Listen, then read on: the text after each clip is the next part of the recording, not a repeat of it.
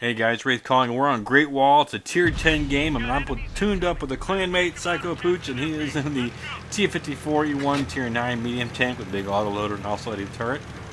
Similar with many French designs. And I am in the tier 8 German light tank, the RU-251.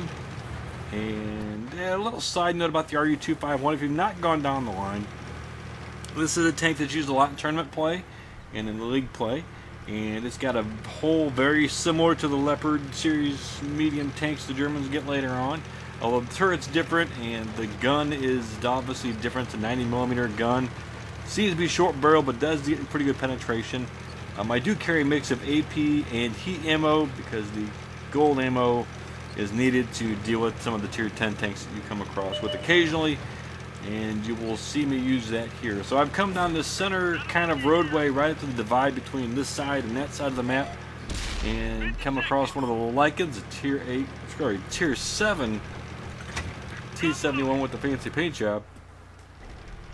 And I'm trying to spot, hoping to get some of my guys get into position to get some shots on him. I think there's another medium back there somewhere, and I believe it's like an E50, maybe an E50M, and there goes the Lycan, and I stick my head up. I've been spotted, and that's when I see the E50N, and I'm not going to stick around and tangle with him because that's tantamount to suicide.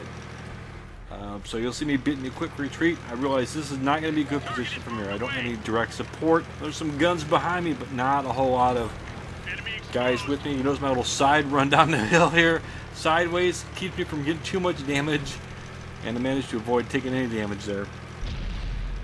And part of my point of the light tank is knowing when to run away and knowing when to fight. You really got to pick your battles with a light tank, and you'll see some more of that later on as we do that. Now I look over, I check the other side of the map, and I see Pooch is kind of going to be in trouble. The enemy have taken the hill on our side. There's one heavy tank supporting that hill. There's a tank destroyer behind him, but Pooch is going to get overrun real quickly if I don't come up and try to help. He's already got their attention and is putting rounds on range when he gets the chance, but the numbers there are just bad, and it's going to get worse. So I come down here to see if I can do a little bit, but we already looks like, on paper at least, we've already pretty much lost this side of the fight. So I'm going to come in to see if I can't get a few shots in, maybe distract them, give them a chance. We see the number of tanks. Some of them are taking damage, so there's a number of tanks that are damaged or low health. So I'm going to come in and see if I can't do something with it. There's the Tiger 45. I pick off the 45. I know the Bat Chat's low health. I'm running around trying to get a shot in the Bat Chat. Do a little side spin there. Lost traction. Not the place I wanted to run out of steam at. There's the Tiger 2. Pooch comes around, distracts the Tiger 2. And we're going to go to work on the Tiger 2 now. Pooch is already taking some hits and some damage. There is another heavy tank, and it is the big Japanese Type 4, which is big, massive, and I'm not going to be able to hurt him at all. So Pooch tells me run for it. He'll hold him off as long as he can. He's not going to be able to get away. I have a chance of getting away, and see now I'm kind of varying my direction of travel to avoid shots, and you see them coming in behind me as our team has lost that side of the map. Now I think we're in trouble because Pooch and I are talking, still kind of maintaining communication. We're on team chat obviously. So I'm bearing down on the Arty, pause, take a shot, and just, this is one of those big armored Russian Arties that's really tough at high tier to do anything against. But I'm throwing heat rounds to penetrate him because I want to be sure I get in there. I was a little rough about getting shotgun, but there it is. So he's kind of keeping, so now that Pooch is out of the game, he's keeping an eye on the map for me so I can focus more on driving the tank. So I come down here and decide I can help them take this guy out down here before I go back, and maybe those guys will come up and help deal with the Type 4 Japanese super heavy that's coming up behind me. So I'm coming down here to help put some shots into this guy. Do miss, and it's another Japanese heavy. It's the knee, I think, and they finish him off. And then I'm encouraging these guys to come back with me to help me deal with the things up here.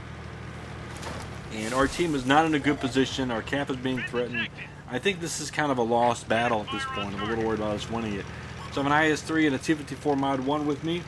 And I realize that there's another heavy tank back here. That wasn't supposed to be here. It's a E5, Tier 10 American heavy tank. and that's not good. I thought it was going to be the OHO. You see the T-32 is way back there. I'm thinking, well, and there's the Conqueror. Now, I don't know where the hell the OHO went, but this is not good numbers for us. Unfortunately, that E5 completely outclasses the IS-3 and the T-54 Mod 1. This is going to be a running, losing fight. Unfortunately, I have to throw them to the wolves. Sometimes you have to do that to not only save your own skin, but to actually give a chance of winning the game. It sounds a little rough to do that, but I pull all the way back here, and I'm going to go back and catch up with the other guys on my team because there are friendly Tier 10s back in that pile of tanks. Unfortunately, the Tier 8 medium and the Tier 8 heavy tank are not going to be able to cope with the E5, the T-32 coming, or the Conqueror that's coming, and they're just going to get overrun. At best, I might be able to help them finish off the E5 before I was killed myself. So I'm going to come back here and try to link up with the rest of our team and maybe get them to come around. You notice I've been firing. I have the heat loaded, so I do spend some gold this game. And there are times you need the heat ammo to be able to penetrate the big heavy tanks and tanks with slabs of armor. So I notice now we have the Chieftain is moving down the center of the valley here, so I'm going to come up here and support the Chieftain.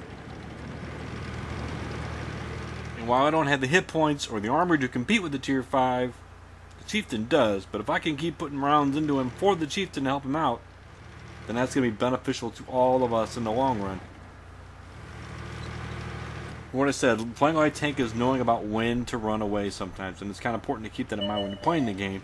Sometimes you got to... Now, there are platoon mates I may have hunkered down, but even my platoon mate at times said, go away, get out of here, fight another day. So I'm trying to maneuver in position to get shots onto... Oh, he sees me, so this is not good. So I duck down just a little bit to get the building between him and I.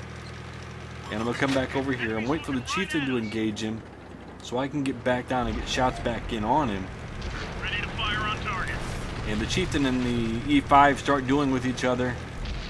And that's when I see the E75, but I'm not going to worry about him. I'm going to try to focus and put rounds onto the E5.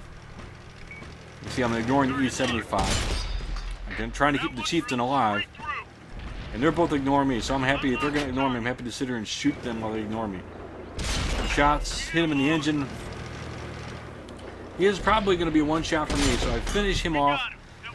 The Chieftain's still alive, although with not much health. And I'm going to put rounds into the E75. And if he's willing to turn his back to me and let me shoot him, I'm going to keep putting rounds. I'm not doing a lot. I'm doing 240 pop, but I got a pretty decent rate of fire.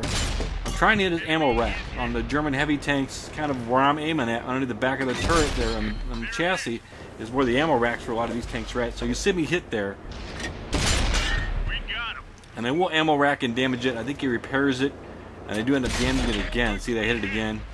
He finishes off the Chieftain. I've got one chance left, and I don't get it. Now I'm in trouble, because now the Carnarvon showed up. And I am on a sliver of health, and it's time to evacuate. I know I've been ammo racked, but I'd rather save that for tracks in case I get tracked right now. And again, I start falling back toward this tank destroyer. Get some buildings between me and the E75 and the Carnarvon, and let the tank destroyer go deal with him. But I'm not going to abandon the tank destroyer. I'm going to come back. He's almost full health. The Waffle's got the big fat autoloader. And he does finish him off, but I'm going to provide support for him, because eventually he's going to have to reload. So if I can go and get shots in with him, I can get a little more damage done, and I can help support him a little bit. Be some eyes and ears for him. Come back here to spot. There's the Carnarvon he picked off. And the guys down there is shooting at the... I think the OHO is still what's down there. Turn around, went back the other way. So I don't think I'm going to get anything else done. There it is. They picked off Type 4. I said OHO. It's Type 4. Good game to everybody. We played well. I did what a light tank's supposed to do. Ran around the battlefield, creating havoc, putting shots in when I can. Didn't get a lot of spotting done this game. Spent some money, lost 30,000, but that was a lot of gold ammo. 5,700 damage, mastery, ace tanker, 3,600 damage, 4 kills, a little under 1,000 assisted. Gives me a base of 1,900 XP, guys. It's a good game. Thanks for watching, as always. Keep your powder dry.